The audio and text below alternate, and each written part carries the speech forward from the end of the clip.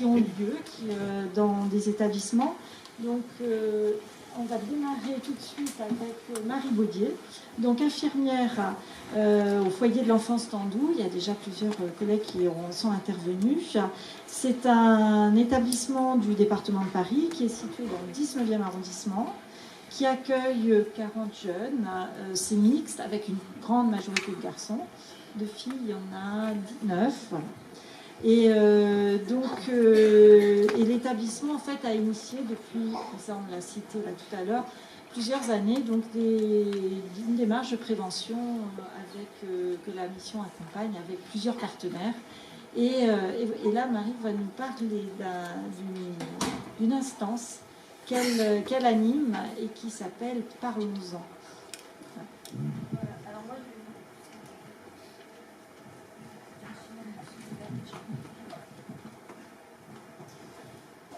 Du coup, moi j'anime un atelier au foyer pour les jeunes, en fait, pour parler de la sexualité. Moi j'ai pas l'habitude de parler comme ça, donc je vais lire un peu ce que j'ai préparé. Je vais vous parler vite fait de l'adolescent, ensuite de l'atelier que j'anime pour les jeunes et son fonctionnement, et je vais finir par quelques exemples. Donc un des points communs à tous ces jeunes, c'est qu'ils sont en train de traverser une période de leur vie qui connaît des changements physiques irréversibles, des modifications psychologiques souvent paradoxales, accompagnées aussi de changements véritables dans les liens de filiation et d'affiliation. La transformation soudaine et brutale du corps peut être vécue comme une effraction. En effet, une incontestable cassure s'opère entre le corps de l'enfant et celui de l'adulte en devenir. Le corps maintenant capable de procréation paraît ainsi complètement étranger à l'adolescent, et tout le travail psychique de l'adolescent consiste alors à accepter ces transformations dans une continuité identitaire. Entre découverte et nouveaux élans, l'adolescent se construit à travers la reconnaissance progressive de ses identités et de ses mondes, tout en vivant une période qui génère aussi du doute, des tensions et de la souffrance. Le jeune va ainsi créer différentes manières d'apprivoiser ce corps qui le trahit de plus en plus. Alors soit en le surinvestissant, avec des piercings, des tatouages, du maquillage excessif ou une sexualité exacerbée, ou au contraire en le désinvestissant complètement, en le mettant alors à mal, avec une hygiène problématique, un laisser-aller, une mauvaise alimentation. Si ce corps nous intéresse ici autant, c'est que l'on s'est aperçu qu'il était finalement assez méconnu. En effet, je rencontre au quotidien les jeunes, et ils viennent me solliciter pour différents maux de corps. Ça peut être le pied, le bras, la jambe, la tête, les yeux, n'importe quoi, et les plaintes sont nombreuses, et quand elles ne trouvent pas d'explication logique, elles sont prétexte à parler de soi. Ces douleurs viennent finalement me parler d'autre chose. Elles viennent me parler d'un besoin de soins, d'un besoin de maternage, d'un besoin de savoir et de comprendre ce qu'il se passe dans la vie de l'adolescent. Depuis plusieurs années, au fil des entretiens, des rendez-vous, j'ai fait le constat que la population accueillie au foyer manquait de savoir et de connaissances sur le corps humain, et particulièrement sur les organes reproducteurs. Il manquait d'éducation sexuelle, et qu'en plus de cela, s'ajoutaient bien souvent les problématiques culturelles et les croyances religieuses. Par exemple la polygamie ou encore l'excision. Venant fausser les notions scientifiques de base. Parfois, la barrière de la langue s'ajoute aussi aux difficultés d'accès au savoir d'une simple prévention. Malgré l'existence d'autres ateliers de soins, comme Autour de soi, c'est un atelier où on prend soin des jeunes en faisant des gommages, des massages, des masques, où les prémices de réflexion sur l'intimité prennent naissance, ou ponctuellement lors d'un atelier comme Info Intox, qui est sur la prévention quant aux conduites addictives, où certaines questions sont abordées, il a semblé nécessaire de penser un temps privilégié pour prévenir les comportements à risque et les mises en danger potentielles. Pour certains, il est facile de venir me dire je vais voir ma copine, comment je fais, ou bien est-ce que tu peux me passer des capotes. Pour d'autres, c'est impossible, car l'intimité ne se dit pas, ne se parle pas. Il y a aussi la honte, la gêne de ne pas savoir, de passer pour un idiot. Il fallait donc penser à un lieu protégé, différent d'une consultation classique, un lieu où il n'y a pas de figure parentale comme un éducateur, pas de psychologue pour ne pas se sentir observé. L'infirmière fait pivot et n'importe quel sujet peut être évoqué sans tabou. Nous allons maintenant voir comment fonctionne l'atelier mis en place pour parler de la sexualité. Au départ, à peu près il y a 4 ans, l'atelier nommé Parlons-en était co-animé par une intervenante extérieure, le docteur Sanoun, médecin préventeur, et moi-même. Elle a pu, en plus de son savoir médical, se saisir des notions culturelles concernant la sexualité, puisqu'elle-même est d'origine algérienne et travaille avec un groupe de femmes africaines sur les questions du corps, de la réparation du corps après mutilation et de la sexualité. Nous avons fait cet atelier de manière mixte au début, et puis on s'est aperçu que cette mixité n'était pas propice au dialogue quant à ce sujet, les jeunes étant dans un esprit de provocation. Ils se moquaient entre eux de façon permanente pour certains. Pour d'autres, c'était plus un sentiment de malaise par rapport à leur père. Nous avons donc décidé de séparer les garçons et les filles, et même de faire l'atelier par unité de vie. Cela a vraiment permis aux jeunes de se sentir plus à l'aise dans le groupe. La relation de confiance est déjà instaurée entre les pairs. Il n'y avait plus de perturbation entre les filles et les garçons. Il restait alors au moment de solliciter les jeunes à se rendre à l'atelier la difficulté à les mobiliser.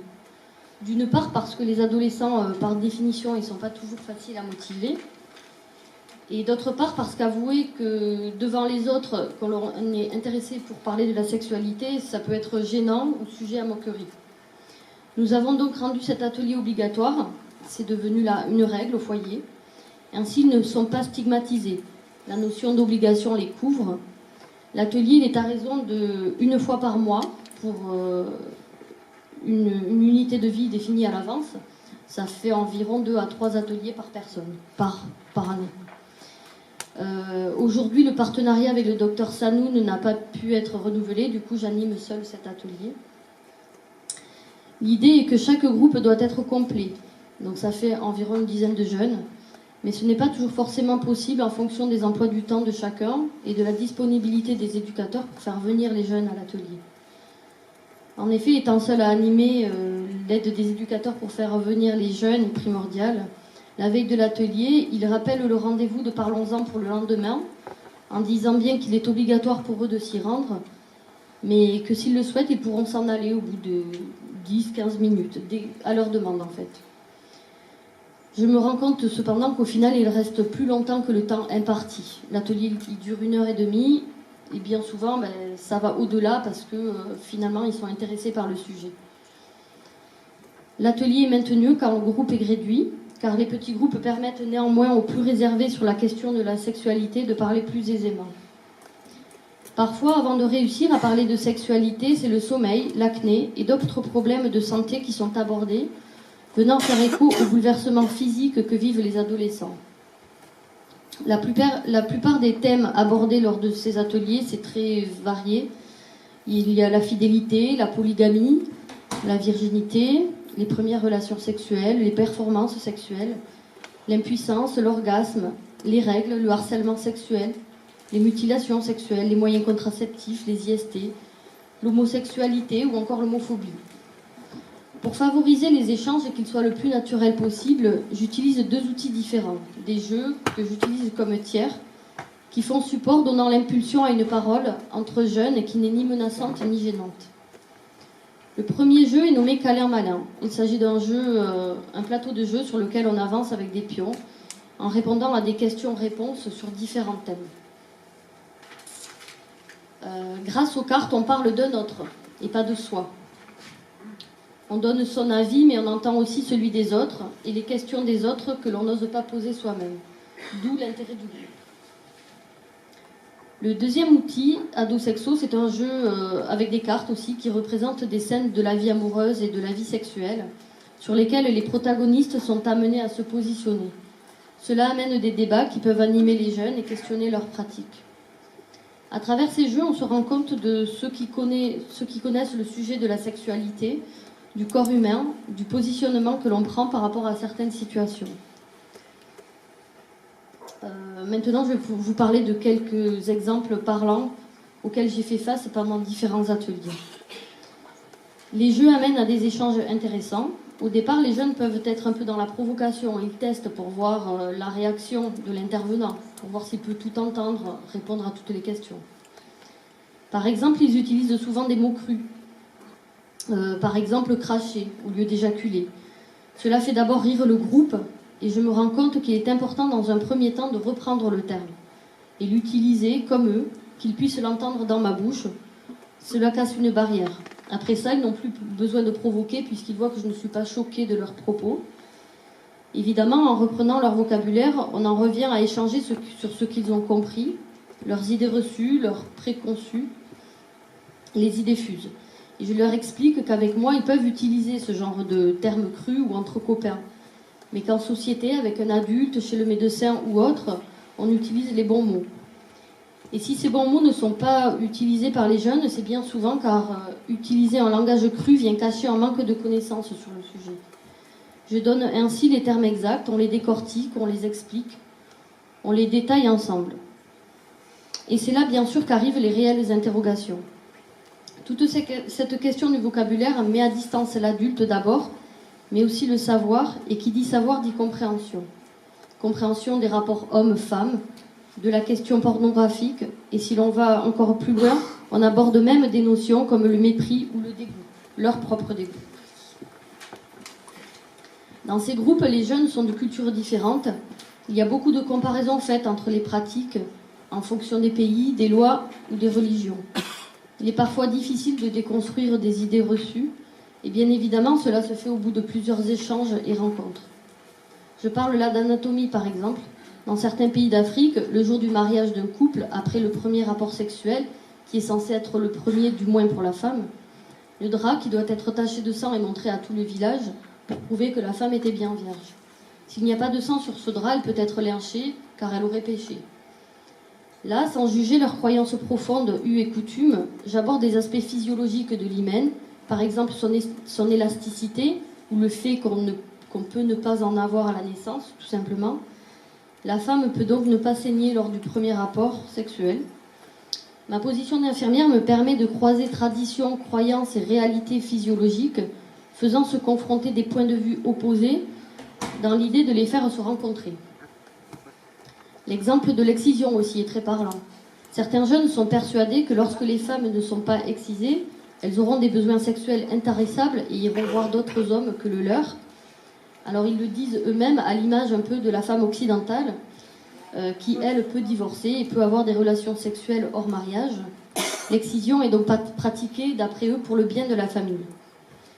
Ces croyances profondes ne sont pas évidentes à remettre en question et ma parole n'est plus parole d'évangile lorsque l'on touche à un savoir que toute la filiation d'un jeune peut porter en elle. Il s'agit ici, et c'est assez lent, de proposer des pistes de réflexion amenant une autre réalité possible, un regard sur la femme, un rapport homme-femme et ainsi sur la différence intersexe.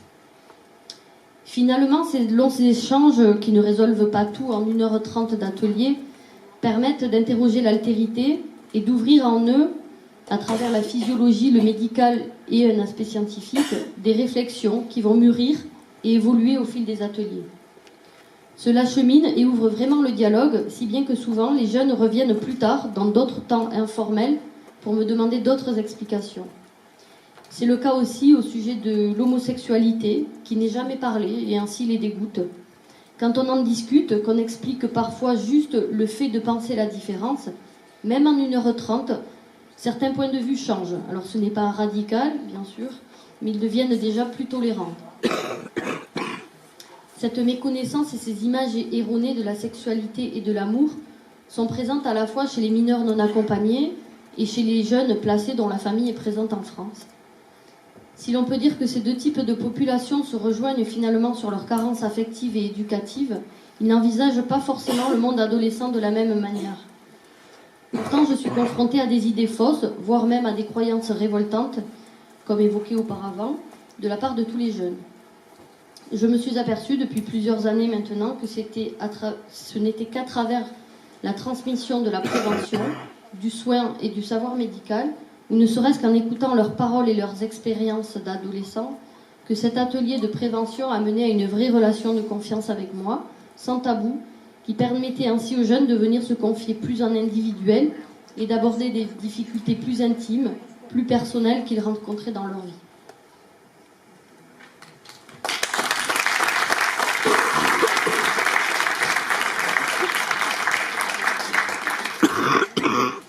Merci Marie pour ce témoignage en mots. Voilà, on s'était questionné, PowerPoint et tout, on dit non, on raconte. Donc, donc merci de nous avoir raconté toute la progression et dans cet atelier.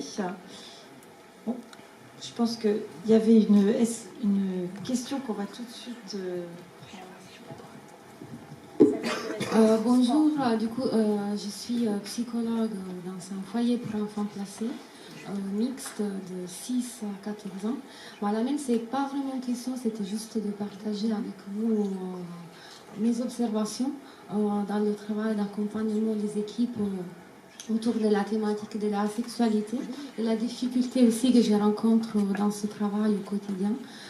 Parce qu'en fait, ce que je remarque, ce que je peux remarquer, c'est qu'en fait, la sexualité au foyer, c'est difficile à vivre, voilà, et pour les adolescents, je pense, et pour les équipes, dans le sens où c'est compliqué d'en parler aisément, en fait. Et du coup, voilà, je vois ça dans mon travail d'accompagnement des équipes. Je vois que souvent, il peut y avoir un lien en fait entre la sexualité au foyer. Je pourrais parler d'une sorte de pathologisation de la sexualité des adolescents. En fait, ça fait peur, je pense.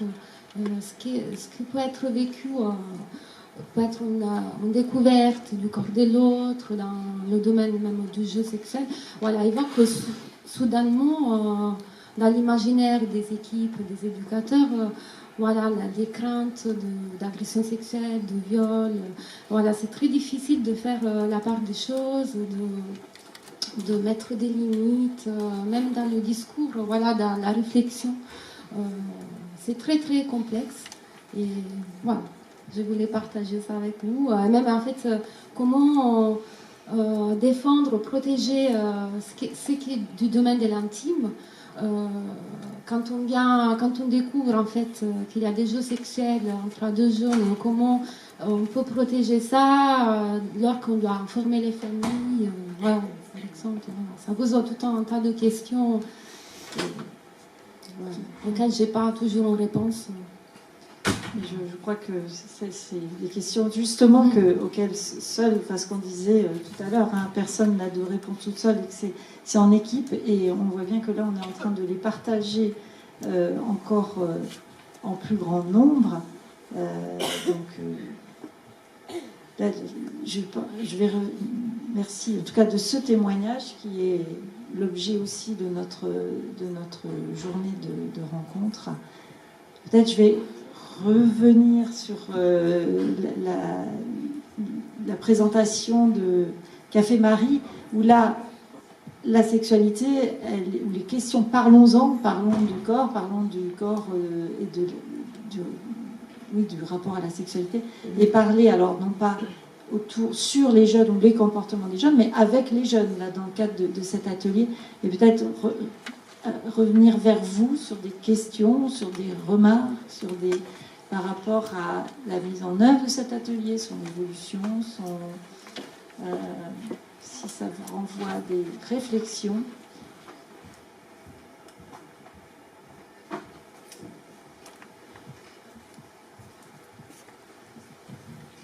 Oui, bonjour, je suis infirmière dans un foyer qui accueille des enfants de 3 à 16 ans. Et ma question, c'est est-ce que ce type d'espace de parole et d'échange, comment on peut y accueillir des enfants très jeunes? Puisque là où je travaille, il y a des vraies questions autour de la sexualité des tout petits, des enfants de moins de 6 ans, qui ont besoin d'exprimer des mots très crus. En fait, là, au foyer, chez nous, c'est des jeunes qui ont entre 14 et 18 ans. Mais après, je pense qu'il y a des jeux adaptés aux plus jeunes. Là, j'utilise des jeux qui sont adaptés plutôt aux adolescents. Mais moi, je vais à la mission métropolitaine de prévention des conduites à risque pour emprunter ces ateliers. Et je pense qu'il doit y avoir d'autres outils à rechercher, mais qui doivent exister pour des plus jeunes. Moi, je suis également infirmière dans un centre aide sociale à l'enfance. j'ai mis en place exactement ce même genre d'atelier en partenariat avec le Centre de planification, qui est un partenaire, et également les Cégides, l'IREPS, qui est aussi un bon fournisseur d'outils. Je dois dire que ça marche vraiment très très bien, avec une participation de plus en plus importante des jeunes filles. Nous, on n'accueille que des jeunes filles de 14 à 18 ans, avec de vraies surprises sur la découverte déjà de leur corps, de leur anatomie. Et je pense que parler sexualité, c'est déjà connaître son corps. Et on s'aperçoit qu'il y a des carences terribles. Et on a des supports qui maintenant vont être à la disposition de tout le monde, qui en fait se présentent comme des peluches, avec toute l'anatomie génitale de l'homme et de la femme. Et au biais de ces choses-là, qui au départ les a fait sourire, mais qui du coup sont des vrais supports, il y a vraiment des belles surprises parce qu'elles ne connaissent pas leur corps et ça évite beaucoup de confusion. Et après on sait de quoi on parle quand on parle de sexualité, de rapport. Voilà, c'est très intéressant. Et je pense que dans toutes les villes, il y a des choses où on peut avoir des outils. Oui, curieusement, effectivement, les jeunes filles peuvent être très très crues dans leurs propos et très provocatrices, et en même temps refuser de savoir comment fonctionne leur corps, et refuser par exemple aussi de parler de plaisir, effectivement. Donc il y a tous ces enjeux. Voilà, très intéressant. Et pour ce qui est des plus jeunes, alors là, ce serait un autre sujet, enfin c'est le même sujet, mais ce serait d'autres acteurs. Mais Claude Giordanella, là, qui a dû partir parce qu'elle avait une intervention en soirée et donc il fallait rejoindre le lieu, évoquait ce matin l'établissement où maintenant avec les équipes ils abordent les questions de la sexualité avec les 3-6 ans, et donc oui, il y a des outils, mais c'est vrai que là dans ce qu'on a proposé, on s'est fixé sur les adolescents, la tranche adolescente, mais d'autres outils existent. On en a quelques-uns à la mission. Alors c'est des outils canadiens, là, nous, qu'on a beaucoup. Mais si dans la salle, il y en a qui en connaissent des outils français, on est preneur de les partager, mais c'est un vrai sujet. Donc nous, on est resté sur la tranche d'âge adolescente. Et plus tôt on commence, effectivement, et mieux ça l'est. Tout doit être bien calibré et adapté. Voilà. L'éducation à la sexualité devant se renforcer dans les programmes scolaires et devant déjà démarrer. C'est en écriture et en construction, et devrait démarrer dès la maternelle. Dès l'école élémentaire, pardon, pas la maternelle. Mais dans la salle, il y avait une personne de l'éducation nationale. Est-ce qu'elle est toujours là? Pas sûr. Non. D'autres réflexions?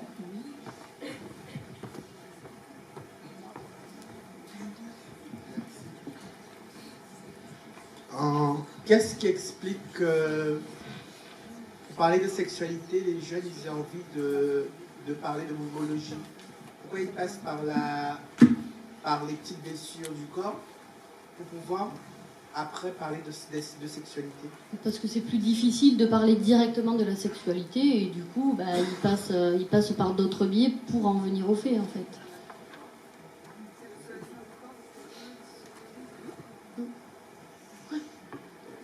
Pour eux c'est facile, non seulement c'est facile de parler de petits bobos, mais en plus c'est ce besoin de maternage, ce besoin d'attention, et c'est ça qui va amener aux conversations un petit peu plus profondes, en fait. Okay.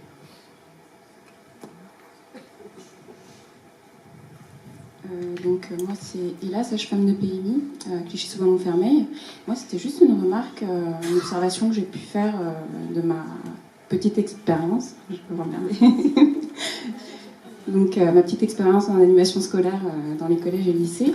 En fait j'ai trouvé finalement que parfois les élèves primo-arrivants avaient plus de facilité à parler sexualité et affective, parfois que les élèves qui étaient entre guillemets nés en France, etc., qui avaient grandi avec justement cette hypersexualisation, avec ces stéréotypes, avec ces clichés, sur ce qu'est qu'une fille, qu'un garçon, avec Donc ce rapport aux télé-réalités, aux médias, à la publicité, enfin tout ce qui fait que bon, voilà, c'est parfois compliqué.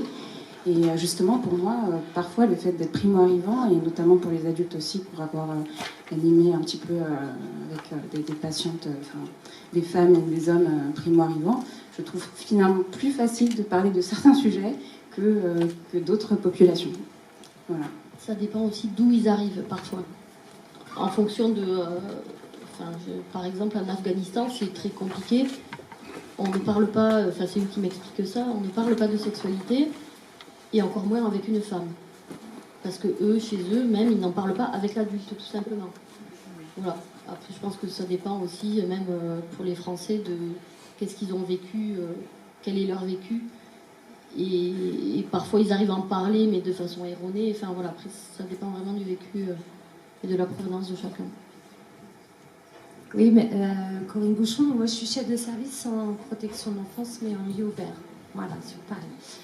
Je suis contente qu'il y ait un homme qui a dit tout à l'heure que la question, en tout cas, des femmes en fait qui se font acheter par des hommes pour avoir des cadeaux. En tout cas, moi, je m'aperçois qu'on a beaucoup de jeunes garçons qui n'en parlent pas, qui parfois, moi, j'ai été pendant 10 ans à l'aide sociale à l'enfance, où certains adultes, jeunes garçons, je m'étais occupée, me disaient que pour avoir de l'argent, déjà dans leur tête, la première relation sexuelle, c'était avec une femme d'un certain âge. Parce que c'était quelque chose qu'ils avaient entendu et que pour eux, cette expérience sexuelle passait par là. Sauf qu'après, ils m'ont appris plus tard que pour payer leurs études, pour faire d'autres choses, ils allaient en tout cas trouver des femmes d'un certain âge et se faisaient payer. Et je trouve qu'on n'en parle pas assez. En tout cas, on parle beaucoup des jeunes filles, mais on s'aperçoit que les jeunes garçons, on en a de plus en plus, qui eux aussi cherchent l'argent facile. Souvent je suis d'accord avec l'infirmière qui disait ça passe par des mots, parce qu'on a eu un jeune qui nous disait qu'il avait très mal au ventre, qu'il n'allait pas bien, et en fait il avait eu une relation sexuelle avec une femme beaucoup plus âgée, alors que lui avait 15 ans, avec toutes les inquiétudes qu'il avait autour des risques qu'il avait pris dans cette relation. Et je pense qu'il faudrait qu'on soit un peu plus aussi à l'écoute des garçons, parce qu'on parle beaucoup des jeunes filles, mais on ne fait pas trop attention à tous les jeunes garçons qu'on a en tout cas autour de nous, qui ont des mots en tout cas, qui nous montrent. D'ailleurs, l'établissement en question accueille majoritairement des garçons. Et donc c'est bien avec Oui, très majoritairement. Oui, il y a 31 garçons et 9 filles, donc on travaille aussi beaucoup avec les garçons, qui sont très en demande et qui, c'est comme toujours, très difficile à faire venir à l'atelier, puis en fait, une fois qu'ils sont là, ils s'en saisissent vraiment bien. Mais quand on a préparé cette journée, et puis quand on a rédigé aussi le programme, on s'est aperçu là, d'ailleurs on finit, on n'est que des femmes à l'estrade. Et donc Emmanuel y a été beaucoup présent. Et tout à l'heure, ça a été dit dans le théâtre forum sur... on a sûrement des progrès aussi à faire tous globalement pour que des hommes ne veulent pas. S'ils refusent, c'est la honte sur les réseaux sociaux, parce que voilà, c'est des tas de choses aussi où, en termes de virilité aussi, il y a une exigence. Enfin, voilà, c'est aussi très compliqué finalement aussi pour eux, c'est sûr.